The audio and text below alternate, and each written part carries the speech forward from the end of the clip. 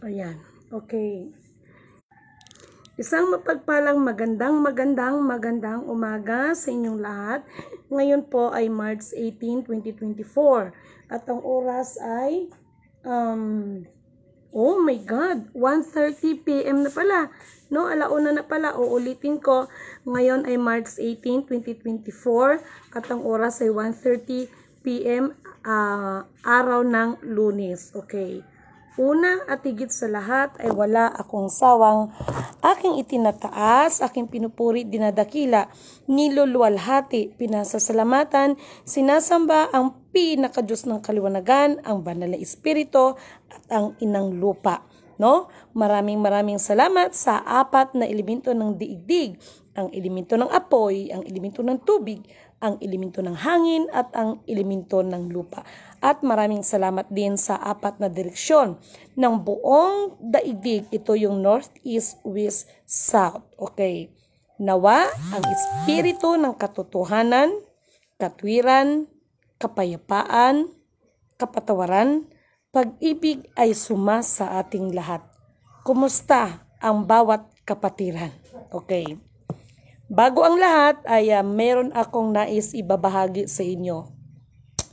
Hindi ko siya masabi na panaginip, parang totoong-totoo no? Ito yung nangyari kaninang madaling araw, okay?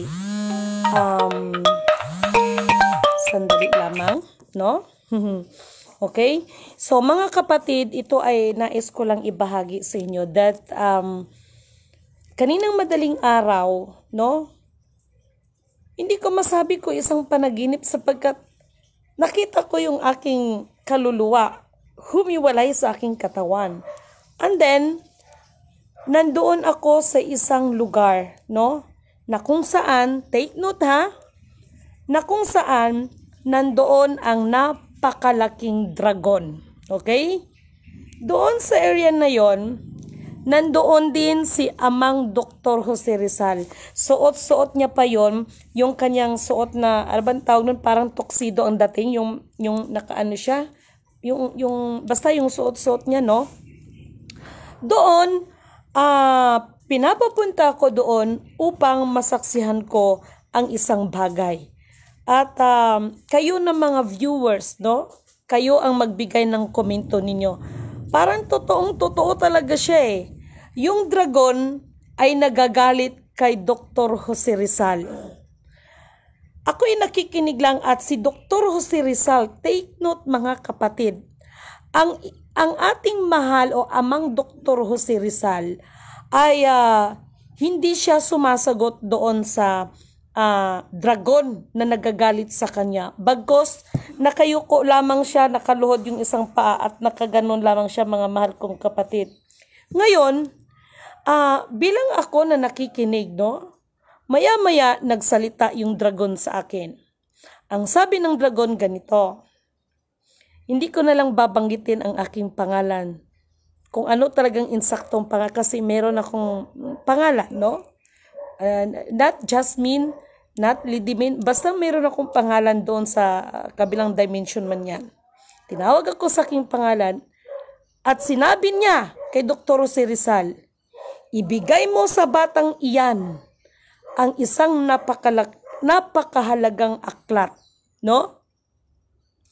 Ang expected ko, ang no limit tangere or ang el filibusterismo.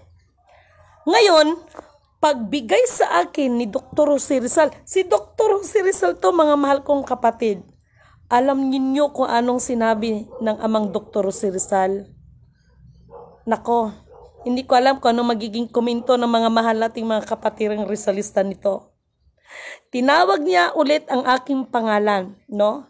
Ang wika niya ay ganito, ipagpatawad mo ako dahil ang akala kong tama, yun pala ay mali at nagdudulot hanggang sa kasalukuyan na naging sanhi, no? Na naging sanhi upang ang henerasyon ngayon ay magkanda hirap-hirap. Tinanong ko naman siya ngayon, pagdating naman kay Ferdinand Edralin Marcos. Ang tanong ko sa kanya, mahal na amang Dr. Jose Rizal, Itinayo ko siya kasi nakaload siya, nakaganon siya mga mahal kong kapatid eh. Amang Dr. Jose Rizal, ako po ay nahahabag sa aking sarili at nahihiya sa aking sarili. Unang-una, hindi ako Diyos upang iyong luhuran.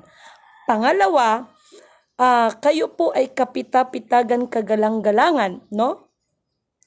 Kaya hindi niyo po ako dapat luhuran ng ganyan. Ngunit ang sagot ng mahal o amang Dr. Jose Rizal, ako'y nararapat lamang dahil ang aking pagluhod ay tanda ng aking paggalang. Baka maraming tataas ang kilay nito. Ito na ngayon mga mahal kong kapatid. Pagdating kay FEM Senior, no? FEM Senior, ang sabi ko kay amang Dr. Jose Rizal, maaari ba akong magtanong kung ano naman ang tungkol kay FEM Senior? Alam niyo po ba kung anong kasagutan niya? Kung ako man ay nagbigay galang sa'yo, ganon din ang FEM Senior, no? Ngayon, ang tanong ko sa kanya, ano ang mayroon sa aklat na yan? Eto na mga mahal kong kapatid. Diyos ko, nanindig yung balahibo ko. Ibinigay sa akin ang aklat, no? Hindi ko muna maaring sabihin sa inyo kasi mayroong title eh, no? May title eh. Ang sabi ng dragon, tinawag ako sa aking pangalan, buksan mo.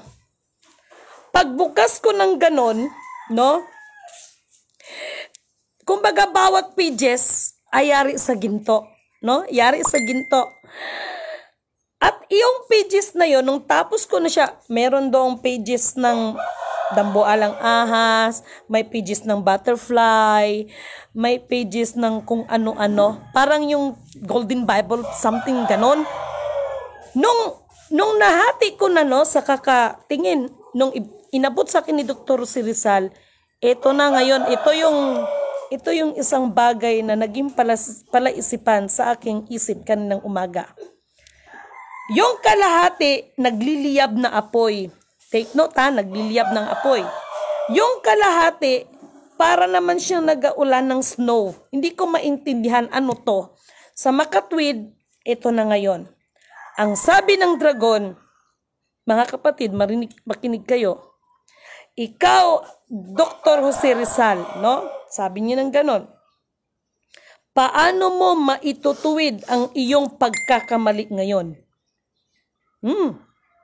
Mga Rizalista, huwag kayong magagalit sa akin ha.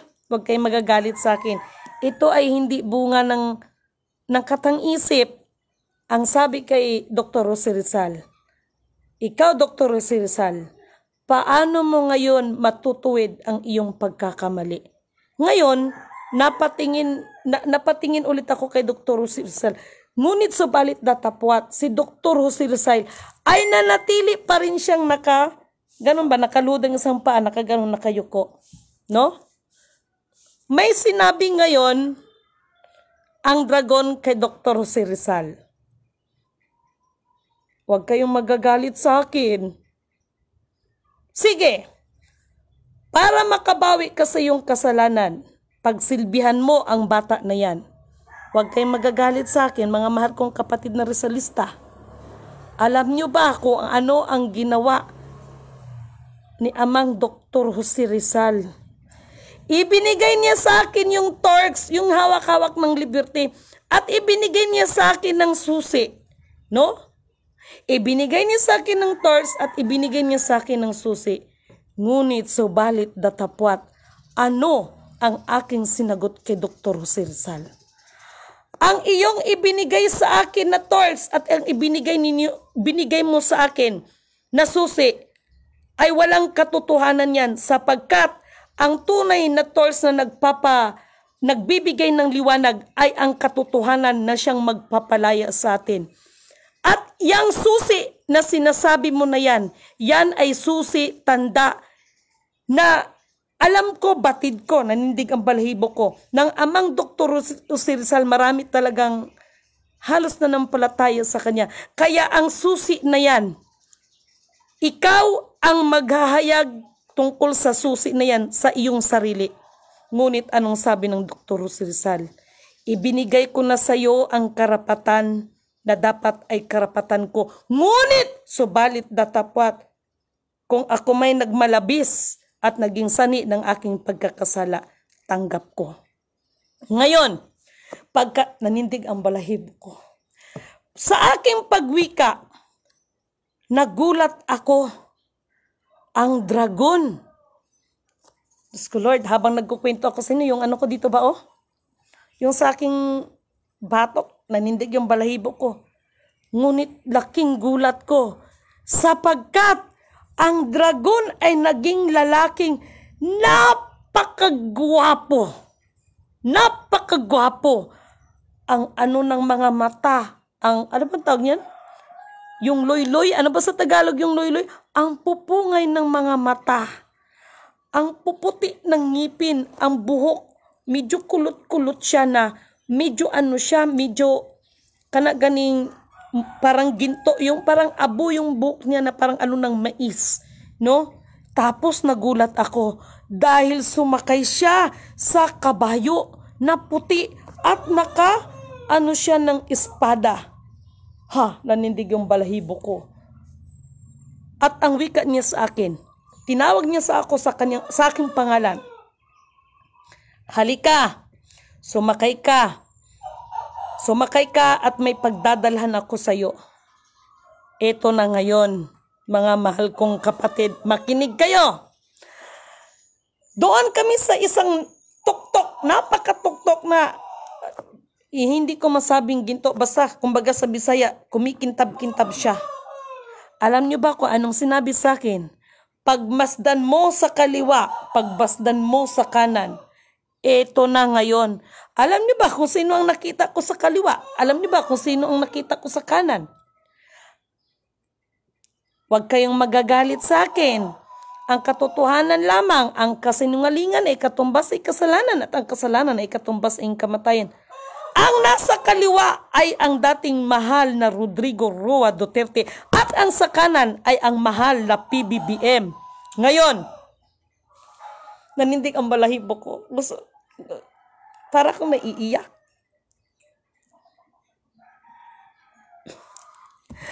Ang sabi sa akin, yung dragon na hindi ko siya masabi na si Jesus Christ Kasi hindi Jesus Christ ang mukha niya, basta napakagwapo niya, guys.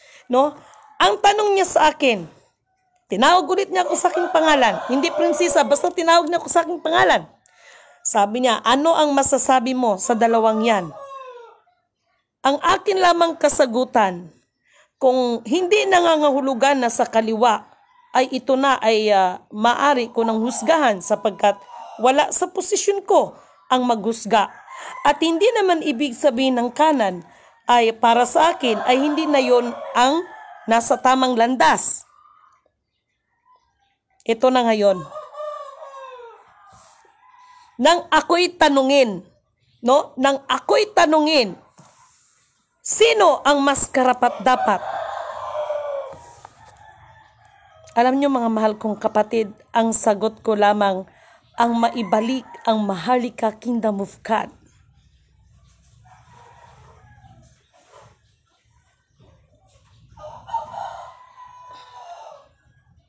Naiiyak. Sabi ko hindi ako iyak 2024 Sabi ko sa inyo hindi ako iiyak Ang hiling ko lang, ang maibalik ang mahalika kingdom of God.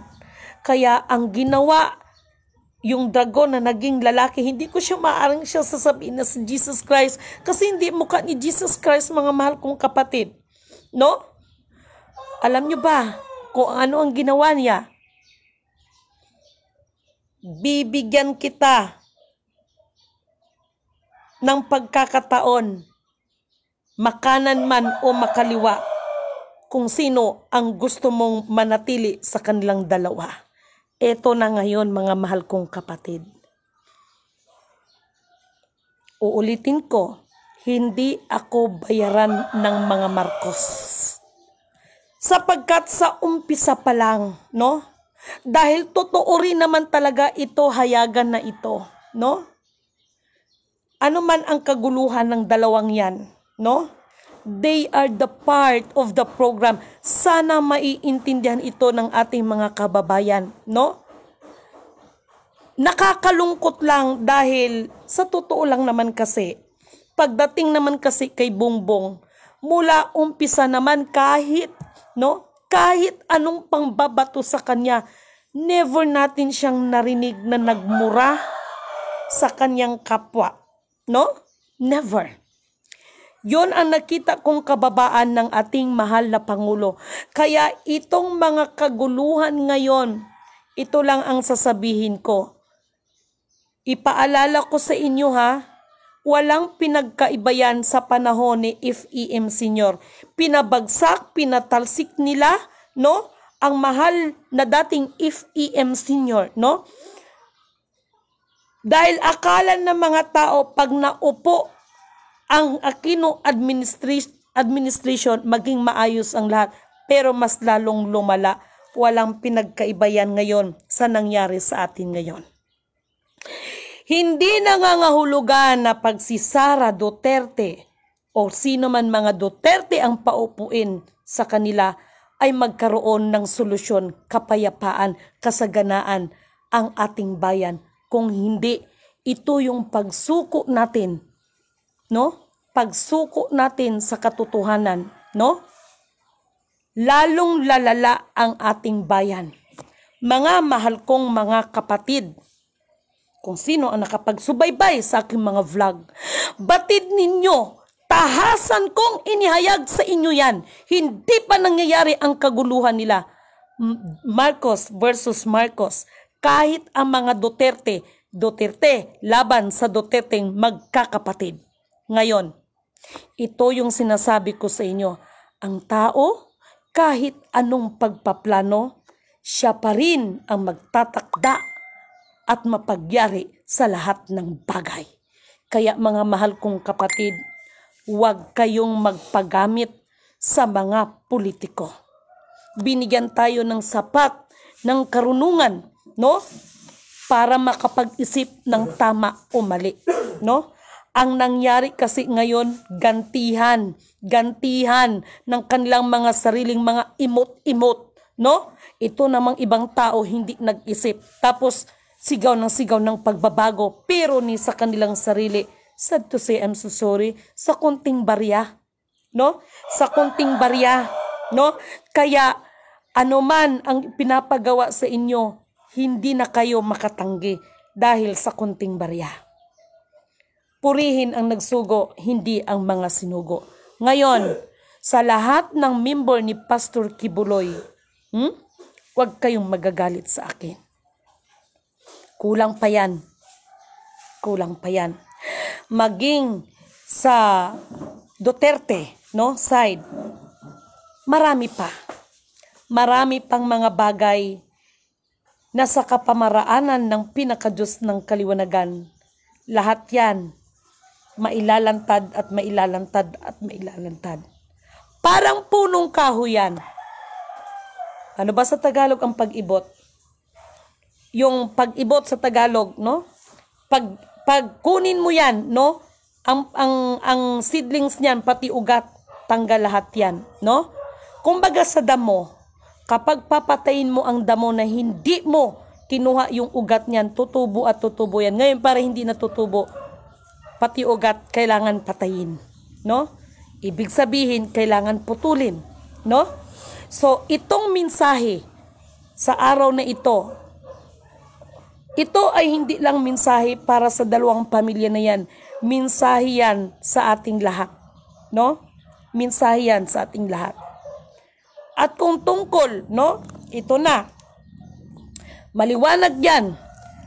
Mahalika Kingdom of God, no? Kasi sa Mahalika Kingdom of God,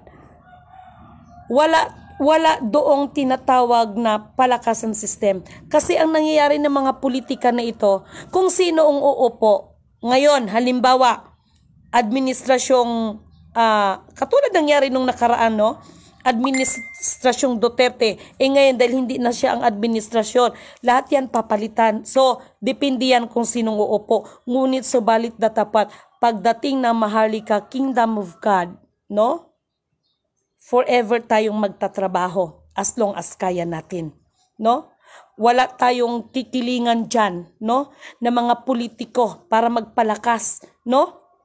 Kaya, ang nangyari sa politiko parang gantihan ang labas, no? Kung sinong uupo, ayahay ka. Paano kung hindi ka nila kaalyado, papalitan ka. Kahit karapat-dapat ka sa iyong trabaho. So, ganun ang nangyari. So, para manatili, no? Stick to one. Nasa center tayo. Sa halip na meron tayong kakampihan ng dalawang pamilya na yan, isentro natin na ang panukala ng Diyos, the Maharlika Kingdom of God, ang maisulong natin, mapagkaisahan natin, na maibalik yan. No? Mga mahal kong kapatid, ito pa ang tandaan ninyo. Itong darating na April 25, April 25, 2024, ang pagkakaalam ko, depende yan kung magbabago ang schedule or hindi. Itong pag-launch ng rocket ship ng ating kaibigan, ng ating kapatid na sa Elon Musk, no? Ay once na yan ay magkaroon, hindi ko maaring failure, hindi ko maaring sabing failure, hindi mag-success. Malaki ang epekto nito sa global climate change. Malaki ang epekto nito, yan ang tinatawag na global internet loss connection. Maging ang aba ninyong lingkod ay pinagsasabihan na natin ang ating mahal na kapatid. Kaya dalangin ko rin na maging success siya.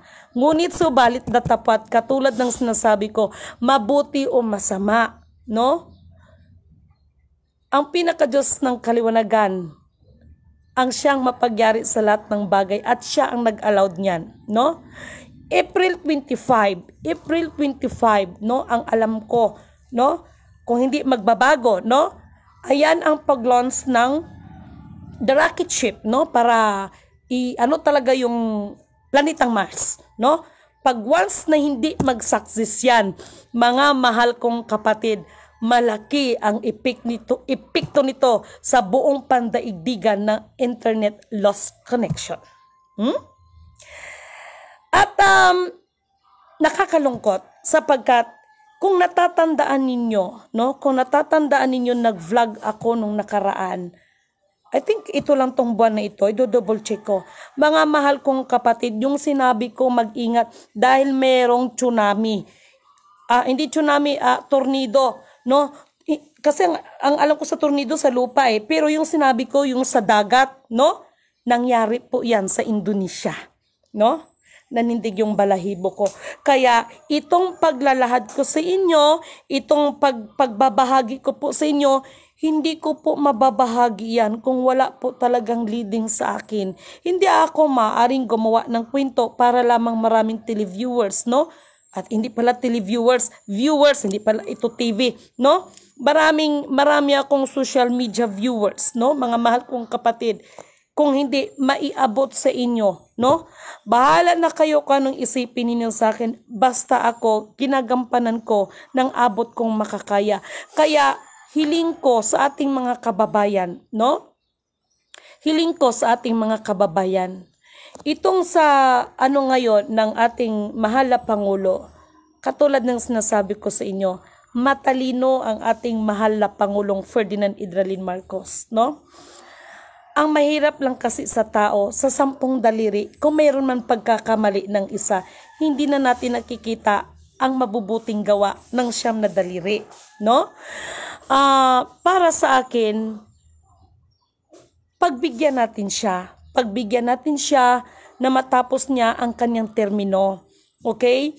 Ngayon, kung ang naging problema man kaya ng iba ay ang kanyang misis, marami pong kapamaraanan. Huwag po natin pangunahan. Huwag natin ang pangunahan anuman ang plano ng Diyos, no? Huwag po natin pangunahan.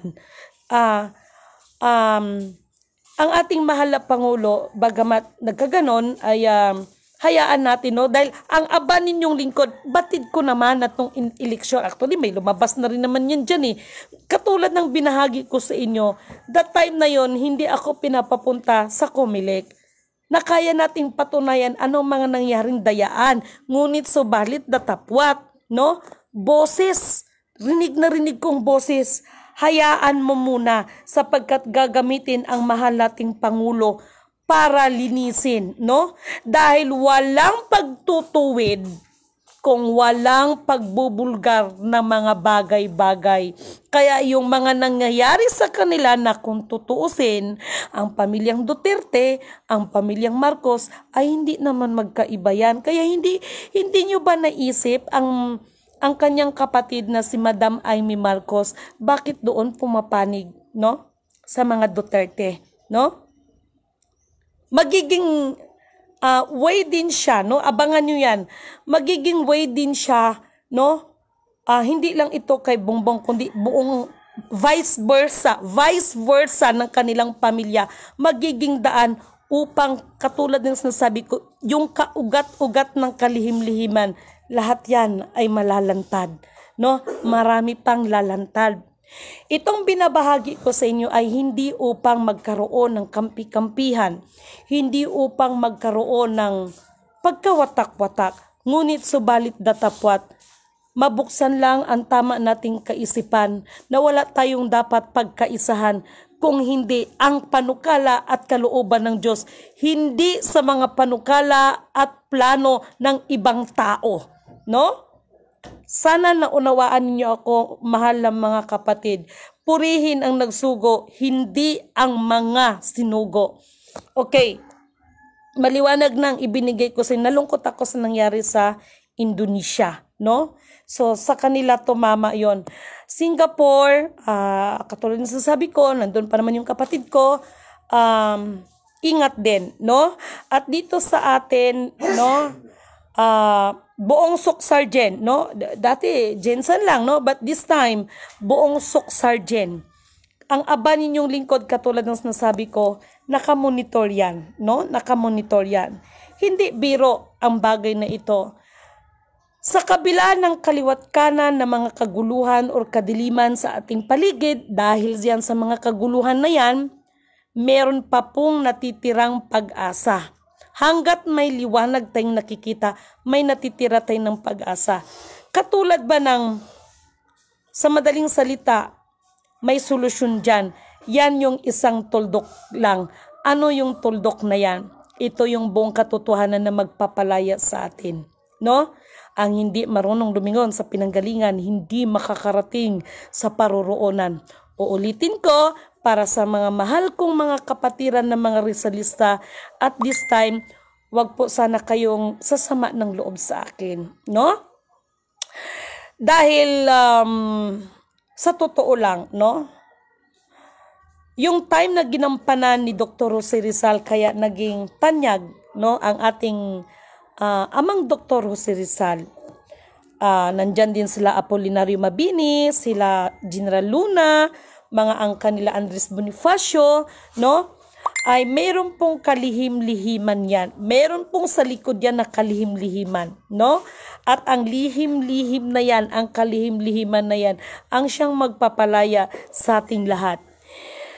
Hindi kung tutusin, sabi ko nga sa inyo, sa Global Wealth Protocol, Covenant, maging ang mga Illuminati, maging ang mga kabal, ang mga mason, ay kasama po yan sila sa implementasyon. Para sa akin ang susi ng lahat, no? Para mapagtagumpayan natin ang mga bagay-bagay nito, para malagpasan natin, isa lang, no? Isuko natin ang ating mga kayabangan. Yun. Hindi sa akin, ha? Kundi sa pinaka-Diyos ng kaliwanagan. Anuman ang karunungan ng sobrang talino ng tao, anuman ang kapangyarihan na ipinagkaloob sa Kanya, anuman ang mga kayamanan na ipinagkaloob sa atin ng pinaka-Diyos ng kaliwanagan, huwag tayong makalimot sa ating mga sarili na magiging manatili ang ating mga paa na nakaapak sa lupa at kahit kailan hindi maaring pumantay ang Kanyang nilalang lamang sa naglalang sa atin. Purihin ang nagsugo, hindi ang mga sinugo. Nawa mga kapatid, naunawaan ninyo ako sa aking pahayag, sa aking binahagi sa inyo. Nawa naunawaan ninyo ako. At this time, no, although na mayroong inaano ng El Nino, ay walang imposible sa pinaka-Diyos ng kaliwanagan, no? Alalahanin natin yung nangyari sa Macedonia, no?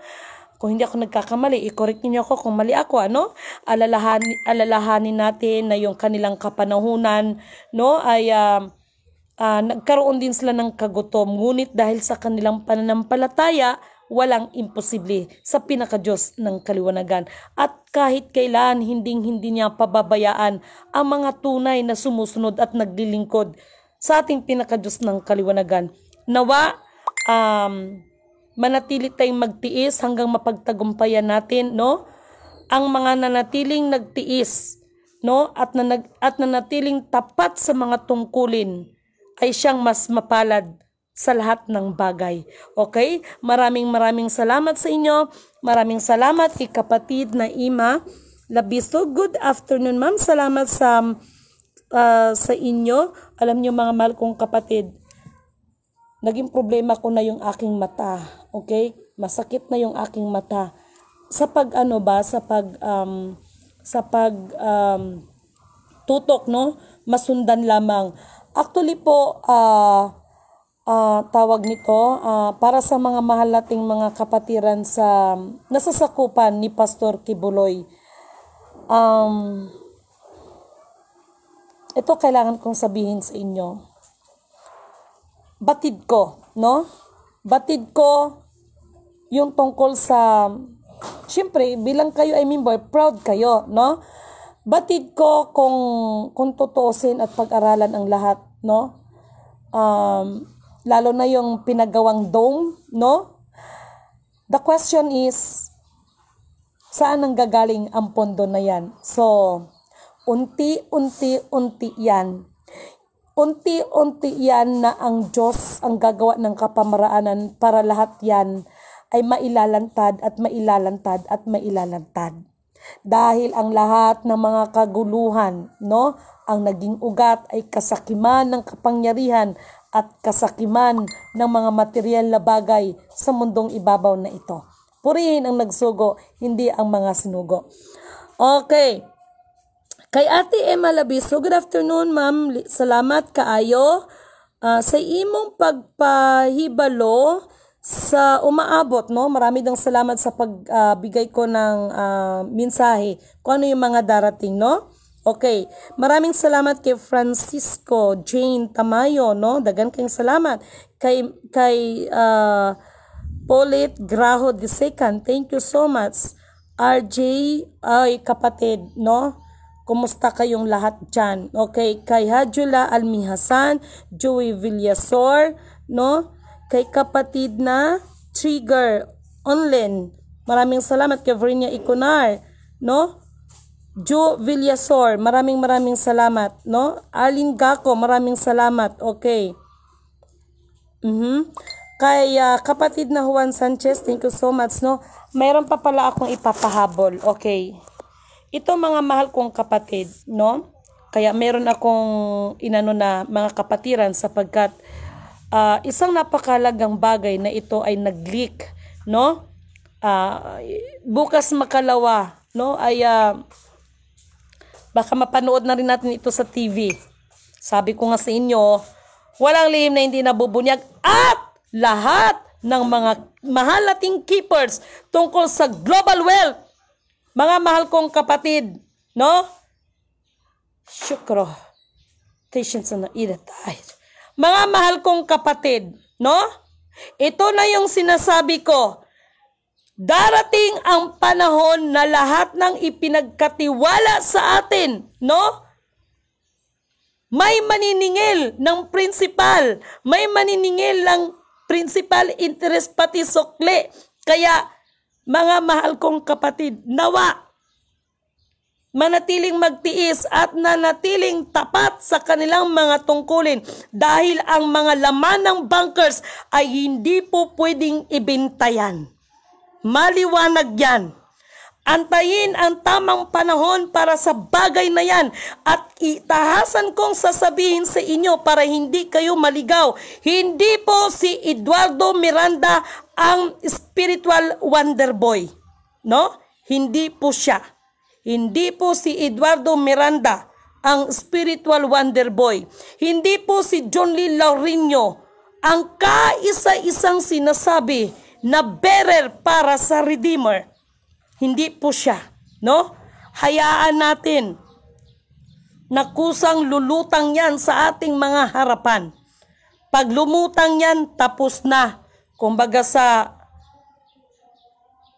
game, the game is over, no? Hayaan natin, no?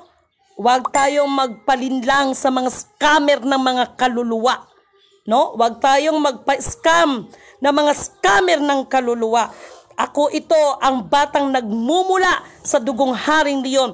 Tahasan kong sinasabi sa inyo, Eduardo Miranda is not a spiritual wonder boy, no?